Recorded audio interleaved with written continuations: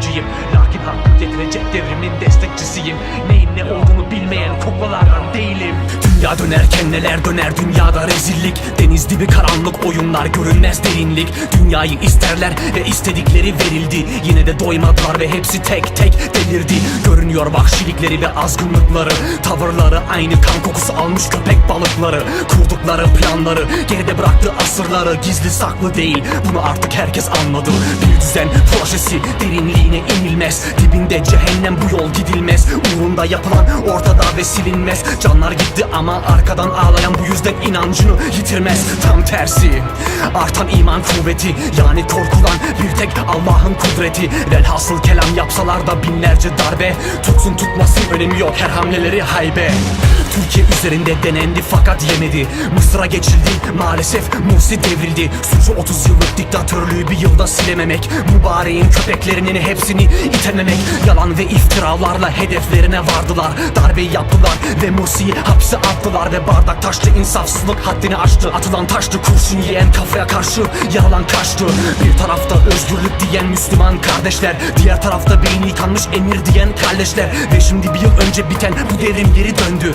Emperyalistlerin hayalleri yeniden bir söndü. Ben de yazıyorum uzak olsam da kalbim kardeşlerimle. Ve ya Rab diyerek alnım olması gereken yerinde. Sakın kimse demesin ne gelir sonuçta elimden. Ben de elimle değiştiremedim uğraşım dilimle. Duran değil yürüyen adam olmak benim tercihim. Siz durun ve darbeye destek olun, ben devrimciyim. Lakin hakkı getirecek devrimin destekçisiyim. Neyin ne olduğunu bilmeyen kuklalardan değilim. Duran değil yürüyen adam olmak benim tercihim. Siz durun ve darbeye destek olun, ben devrimciyim. Lakin hakkı getirecek devrimin destekçisiyim. Neyin ne olduğunu bilmeyen kuklalardan değilim.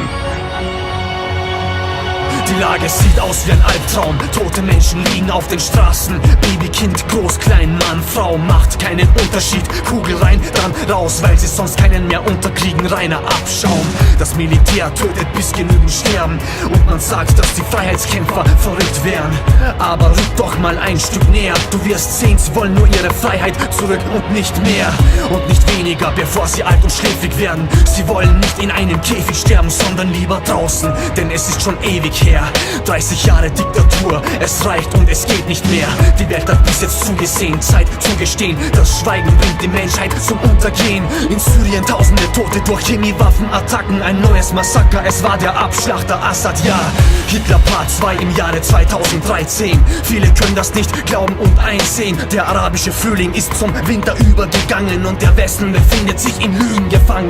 Die Unruhen in der Türkei sind nicht wegen Freiheit, sondern weil Türkei immer stärker wird und frei bleibt. Gefangen ist Syrien, Palästina und Ägypten. Die Revolution wird geführt von den Unterdrückten. Die größten Lügner der Menschheitsgeschichte sind Politiker und Medien, die weltweit berichten. Mit ihrer hässlichen Hetzestrategie können jetzt zusehen, wie die bösen Muslime kämpfen für Demokratie und für Frieden und glauben immer fest dran. Bleib standhaft, lieber Bruder und liebe Schwester. Unsere Duas sind mit euch und zwar für immer. Und wenn's nicht klappt in der Dunya, dann inshallah im Jannah. Im Jannah, im Jannah.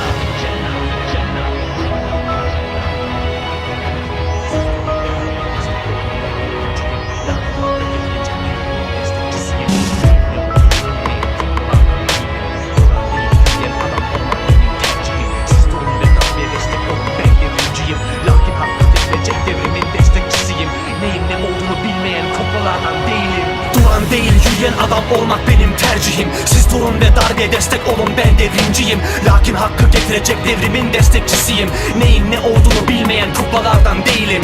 Duran değil yürüyen adam olmak benim tercihim. Siz durun ve darbeye destek olun, ben devrimciyim. Lakin hakkı getirecek devrimin destekçisiyim. Neyin ne olduğunu bilmeyen kuklalardan değilim.